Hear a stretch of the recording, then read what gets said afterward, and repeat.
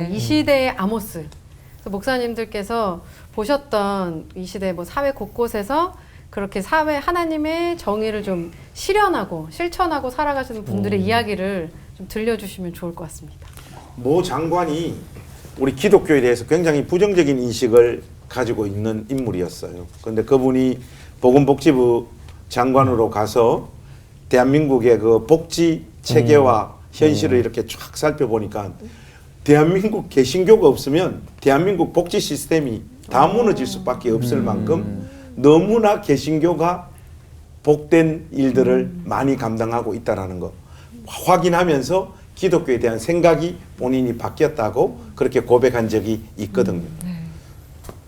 많은 사람들이 공의와 정의를 막 외치다 보니까 막 우리 사회, 우리 교회가 완전히 전면적으로 지금 큰 위기 상황 가운데 내몰려 있는 것 같은데 사실은 숨은 자리에서 굉장히 의롭고 진실되게 사역하고 주님을 위해서 수고하고 있는 분들도 굉장히 많습니다. 사실 좀 부풀려진 측면도 있다고 봐요.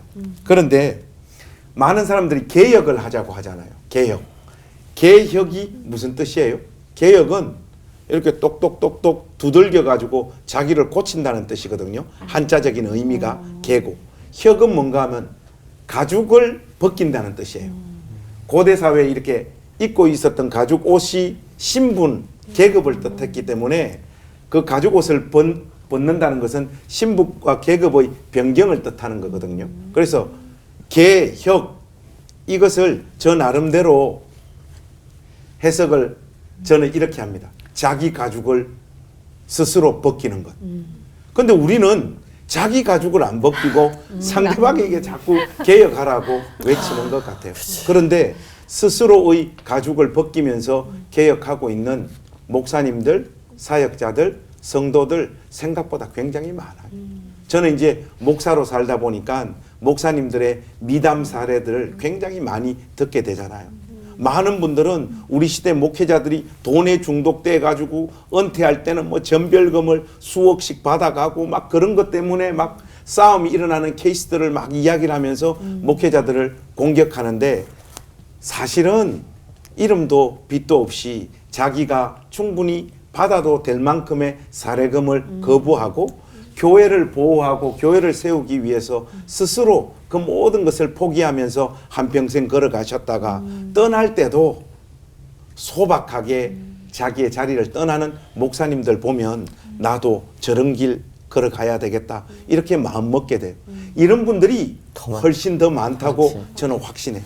그렇죠. 그래서 우리가 개혁하자, 공의, 정의도 좀 외쳐야 되지만은 이런 좋은 사례들을 서로 소개하고 그렇게 살았던 목사님들이나 사역자들 향해서 박수치는 문화들도 좀 많이 이렇게 생겨났으면 좋겠다. 저는 이 시간을 통해서 그런 말씀 좀 드리고 싶습니다.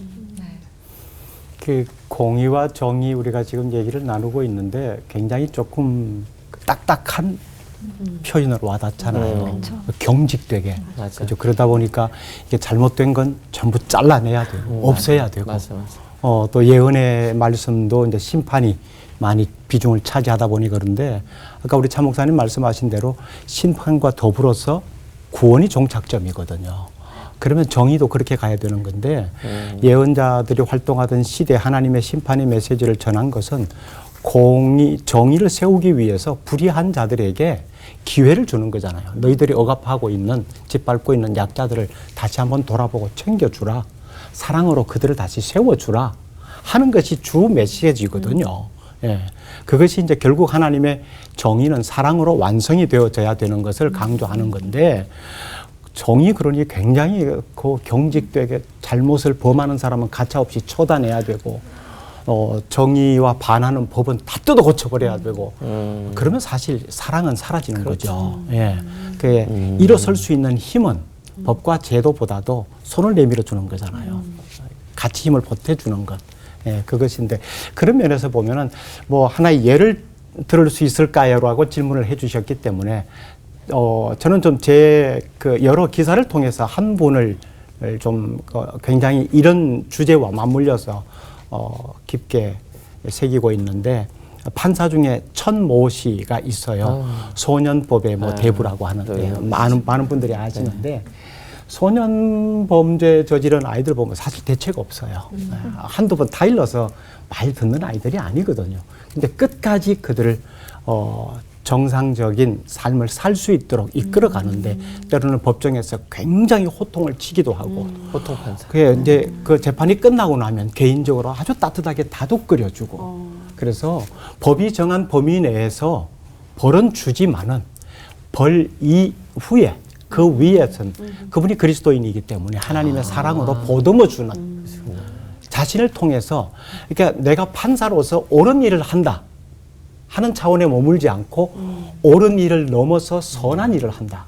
이 차원으로 지향하는 삶을 산다라고 고백한 글을 보았거든요. 그게 그리스도인들의 정의의 모습은 내가 옳은 일을 한다라고 하는 이 차원을 넘어선 하나님의 마음을 가진 선한 모습으로 정의를 보여준다. 그런 삶을 산다라고 할 때 그분을 저는 좀 대표적인 인물로 꼽고 싶어요.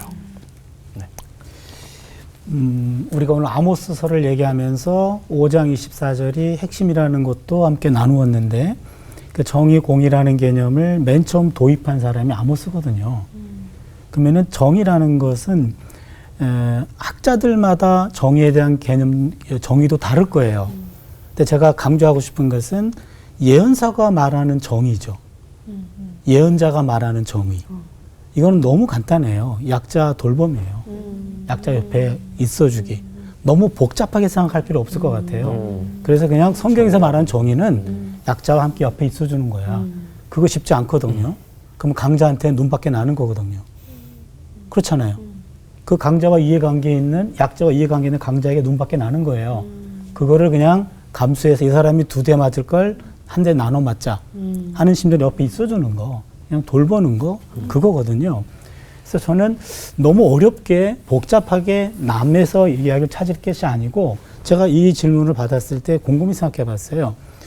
몇 년 전에 우리 학교에 그 퇴행성 관절염으로 온몸이 움직일 수 없는 이렇게 해서 그 지하방에서 한 수십 년간 홀로 있다가 이제는 본인이 성경을 읽고 은혜를 받아서 조금 고침을 받았어요. 조금 움직일 수가 있었어요. 그래서 운전을 할 수가 있었어요. 그리고 하나님의 부름을 받았어요. 혼자 사시는 여성분인데 우리 학교 신대원으로 들어왔어요. 근데 우리 학교가 신대원은 세 건물을 졌기 때문에 세 건물은 엘리베이터가 있어요. 그러니까 그분은 한 층도 못 올라가요. 근데 엘리베이터가 있어가지고 학교를 입학해가지고 2년을 다녔어요. 그럼 1년 남았는데 갑자기 신학부하고 신학관하고 합쳐가지고 신학관으로 다 들어왔어. 근데 신학관은 가장 오래된 건물로 엘리베이터가 없어요. 이분이 학교를 오다가 우연히 복도에서 만났는데 어두워요. 그래서 전사님 왜 그래요? 그랬더니 저는 학교를 휴학해야 될 것 같다고.